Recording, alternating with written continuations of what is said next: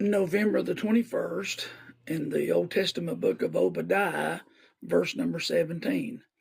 But upon Mount Zion shall be deliverance, and there shall be holiness, and the house of Jacob shall possess their possessions. Every day on the news we hear about the fighting and conflict in the Middle East. Arab and Jews are constantly fighting over land and claiming what they both feel is rightfully theirs. But according to the Word of God, Abraham was promised that land that God revealed to him would belong to his seed forever. All throughout the Bible, God commands us of his promise to Israel and speaks of the day when it all shall be in their possession. Here in Obadiah, we read about the day of deliverance, when Messiah will return and salvation will come to the Jewish nation. Zion will be the focal point of the entire world.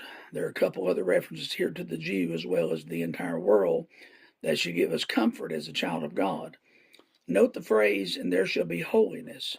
We're living in a day of sin and depravity. It's impossible to turn on the daily news without being overwhelmed by the abundance of violence and crimes that fill our streets. But here God promises that when that day comes, there will be holiness. One day sin will be done away with.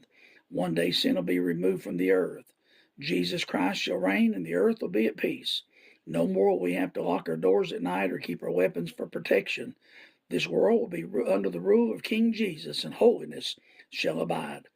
Another promise in this verse is also encouraging for those who love the nation of Israel. God says that Israel shall possess their possessions. One day the land promised to Abraham will be in the hands of the Jewish nation. All of the fighting that now over those little tracts of land will be no more. It does not matter what nations will think. Their arguments of ownership will not hold up water in that day. The UN will not be able to draw up lines and borders to please all the nations of the earth. Instead, God will go back to the day when he promised Abraham the land between both bodies of water. From the north to the south, it shall all be Israel's. That does not meet the demands of the world leaders, but it's a promise of God that cannot be changed.